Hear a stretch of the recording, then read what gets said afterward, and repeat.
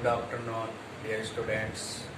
घर पे रहें, सुरक्षित रहें और एसएन गर्ल्स बीएड कॉलेज के यूट्यूब चैनल में आपका मोस्ट वेलकम। और हमने जब गत में सिद्धांतों में व्यक्तित्वगत सिद्धांत चल रहे थे, उसमें सिगमंड फ्राइड का मनोविश्लेषणवादी सिद्धांत और मनोवैज्ञानिक दृष्टिकोण पर यूंग का सिद्धांत और सामाजिक मूल्यों के आधार पर दृष्टिकोण स्प्रेंगर का दृष्टिकोण हमने पढ़ा। आज शरीर आकृति के आधार पर हम सेल्डन और क्रेचमर का अध्ययन करेंगे।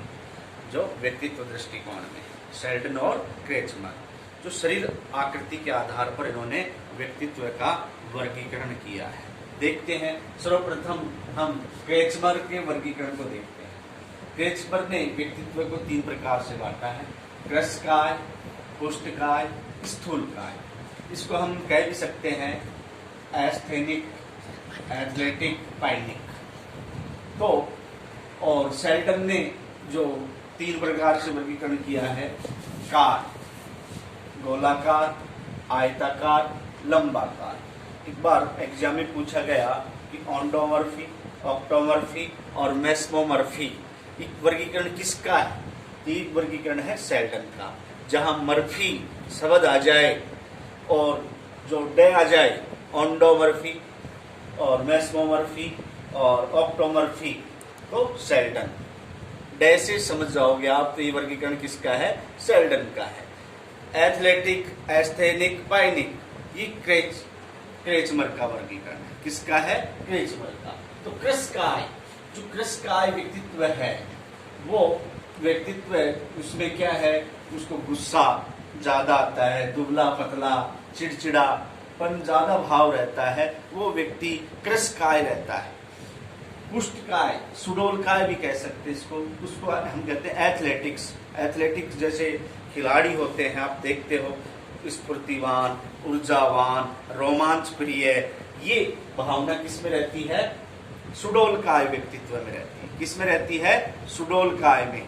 फिर इसके बाद आता है जो तीसरा व्यक्तित्व आता है स्थूलकाय। ये आराम पसंद व्यक्ति होते हैं, आलस्य कर्मण्यता होती है और भोजन प्रिय होते हैं, और जो फैशन के दीवाने होते हैं ऐसे व्यक्ति, वो व्यक्ति कहलाते हैं स्थूलकाय।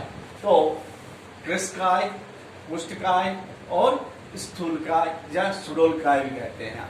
और वैसे देखें एथलेटिक, एस्थेनिक, पाइनिक, ये किसने दिया है? क्रेचमर ने वर्गीकरण दिया है।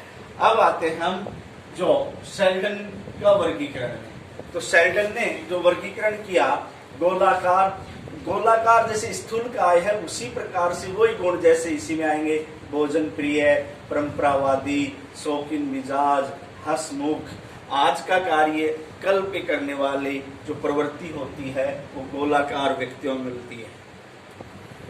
फिर उसके बाद आयताकार, रोमांच प्रिय, क्रोधी, हष्टपुष्ट, ये आयताकार। लंबाकार, एकांत प्रिय, आलस्यता का भाव इनमें पाया जाता है। तो ये वर्गीकरण किसने किया था? सेल्डन और क्रेचमर ने। इसके बाद जो नेक्स्ट व्यक्तित्व का वर्गीकरण आता है, अब्राहम मास्लो का आता है। मांग सिद्धांत भी कहते हैं, दैहिक मांग या दैहिक मांगों में। अब्राहम मास्लो को मानवतावादी का जनक भी कहते हैं, मानववाद का जनक भी कहते हैं अब्राहम मास्लो का। उन्होंने जो 5 मांगे मांगी, कितनी मांगे मांगी? 5। वो 5 मांगे थी जो प्रमुख थी, वो इस प्रकार से है। पहली जो मांग थी वो दैहिक मांग है। जब शिशु जन्म लेता है, प्रथम मांग कौन सी थी? दैहिक मांग। जब दैहिक मांग, जब शिशु जन्म लेता है तो प्रथम मांग आती है दैहिक। दैहिक मांग के अंतर्गत क्या होता है? शिशु की आवश्यकता होती है, जैसे स्तनपान करना और क्रंदन करना, जो आवश्यकताएं हैं। तो फिर दूसरी मांग आती है सुरक्षा। जब शिशु उत्पन्न हो जाता है तो उसकी सुरक्षा भी आवश्यक है, जैसे जीव जंतुओं से, जंगली जीव जंतुओं से, बिल्ली से, कुत्ते से। इसी प्रकार शिशु की आवश्यकता भी होती है सुरक्षा की। उसके बाद सामाजिक मांग बढ़ने लगती है। दैहिक आवश्यकता के बाद सुरक्षा की आवश्यकता, फिर सामाजिक कि मेरे मान सम्मान हो, समाज में लोग मेरे को जाने। उससे बढ़ने के बाद व्यक्ति थोड़ा सा और ऊपर जाता है तो मेरा आत्मसम्मान भी हो। चौथी मांग है आत्मसम्मान हो। ये मांग व्यक्ति अपने आप में प्राप्त करना चाहता है, लोग मेरी प्रशंसा करें।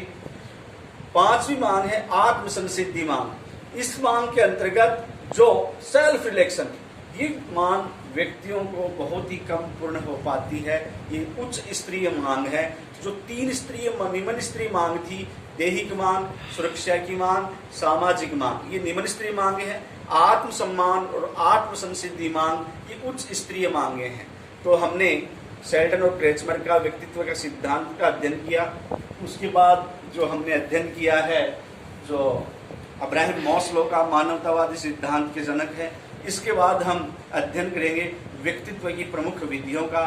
जो आगे कड़ी में हम अध्ययन करने वाले हैं व्यक्तित्व की प्रमुख विधियां, प्रक्षेपी, अप्रक्षेपी। उसके बाद हम बुद्धि के विषय में चर्चा करेंगे आगे। धन्यवाद।